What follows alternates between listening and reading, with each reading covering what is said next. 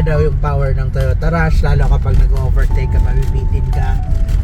Lalo kapag loaded yung sakay mo, marami kang sakay dyan, tapos nag-overtake ka, mabibitin daw. Well, ako din mismo makakasabi na. Totoo, makakasabi din ako nun. Pero reliability, comfort, kaya na ba nagbigay ni Toyota Rush? And what will you expect nga naman sa isang 1.5 engine tapos ganito kalaki yung body? So talagang medyo mahihirapan siya. So usually kasi mga 1.5 pwede siya sa mga sedan, sa mga yung mga Vios, pwede talaga siya doon sa mga hatchback. So 1.5 pwede yun. Pero kapag ganito, kailangan mo lang din talaga siya parang pag nakabuelo na. Anyway, we have Toyota Rush today. So ito, new arrival natin. For sale po ito. Kaya if ever interested kayo sa Toyota Rush, pwede nyo to i-test drive na masubukan nyo rin kung okay sa inyo yung Toyota Rush. So sa mga Toyota Rush owners dyan, pwede kayo mag-comment ng experience nyo kung kumusta sa inyo yung Toyota Rush. So halos same to sa sa Expander. Yung Expander 1.5 din ng engine, pero sabi nila mas mahina daw yung hatak ng Expander, pero mayroon naman nagsasabi mas mahina daw yung Rush. Pero comment na lang yung Expander and Rush user para magkaroon ng comparison. But anyway, again, kung sa comfort, ibibigay din sa'yo ni Toyota Rush. Sa tipid, sa consumption niya, ibibigay din po yan sa inyo ni Toyota Rush. Matipid na matipid sa gas ang Toyota Rush. And yun nga, comfortable, ang aircon, ang safety. Ayan, ang Toyota Rush, equipped din siya ng paikot na airbag. Ayan. So pag ibibuelo mo talaga siya, medyo nabibigitan siya. Pero kapag nakatakbo na rin siya ng mabuti, yan na, buwelo na siya. Okay na rin. Talagang ibubomba mo nga lang talaga yung accelerator niya para ka makabuelo. Yan, nag 100 na nga tayo.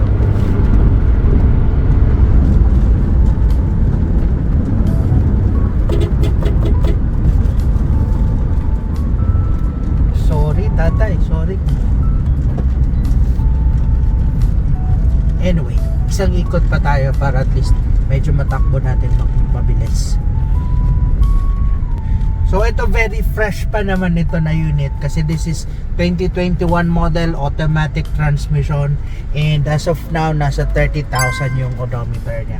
30,681. So yan yung current odometer niya. So definitely napakabata pa. Batang-bata pa siya na Toyota Rush.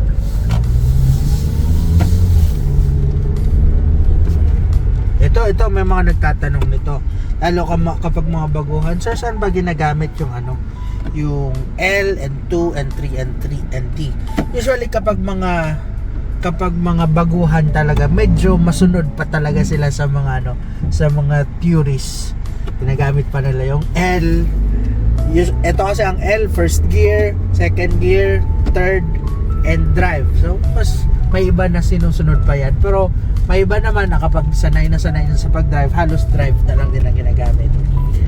Ako, minsan gumagamit ako kapag nabibitin. Gumagamit ka, boss? Gumagamit ako nito. Minsan ginagamit ko rin yan, nag-third gear ako, lalo kapag nabibitin, nagbabawas ako dyan. Okay, o yan o. Tatakbo, very good pa siya. Napaganda pa ng performance niya. Ang handling niya napaka-stable, wala siyang inik, hindi siya nag-vibrate, and wala siyang kabig. Panalo. And ganoon din sa pangilalim, wala kang maririnig na ng mga kalamtag.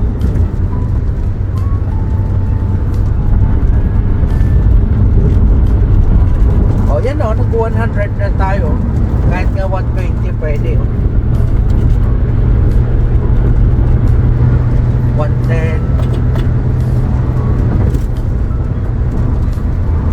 120. Yun lang naman ang limit natin kasi wala tayo sa expressway. napapagod lang tayo. But anyway, performance wise, wala naman tayong question dito sa Toyota Rush. Tsaka kahit boss, tumatakbo tayo ng mabilis, hindi siya nakakatakot. Stable siya. Stable siya. May iba kasi talaga ng sasakyan na kapag tinatakbo mo ng mabilis, parang ikaw din mismo matatakot ka, baka itapon ka or what. Si Fortuner. Parang ganon. Kahit ako, tingnan mo, sobrang laki ng Fortuner, pero may ganon kang feeling. Kahit ako ganon yung feeling ko. Dito sa interior niya, ang na-observe ko lang medyo ibang amoy ng aircon niya. Siguro dahil sa stock. Anyway, padali na lang yan, linis lang yan, back to zero lang yan. Ganun mga gagawin natin. Then, everything still nag-work normal. Ito, na-button dito lahat. Indicators niya okay lahat. Naka-push start button, start and stop button. Aircon niya, malamig na malamig. Airbag, intact naman po lahat yan. Tapos, syempre, yung mga power windows, lahat naman siya working properly. Yan. Then, ito, yan. Working din. Naka-dual aircon din siya. Kaya, abot ang lamig hanggang likod. Sa seats niya, still original pa rin naman to. Hindi pa rin naman to napapalitan. Kaya tingnan nyo, malikabok talaga. Papalondre na lang yan. Sa second row, dito sa second row, mga tatlong passenger hanggang doon sa likod. 2. So ilan ang capacity nito? 3, 2, 5, 6, 7. So may iba ginagawa to hanggang 8, 4 dito. Minsan nagsisiksikan pa, pero syempre hindi na magiging comfortable para sa mga sasakay. So dito may airbag na rin siya dito, saka dual aircon. Okay, last row. So dito advisable lang talaga to sa dalawa, kasi dalawahan lang din naman. So kung magiging tatloan, medyo mas safe na. Tapos may mga compartment din siya, may speaker din dyan. Then yun, may rin, charging port. Okay, exterior.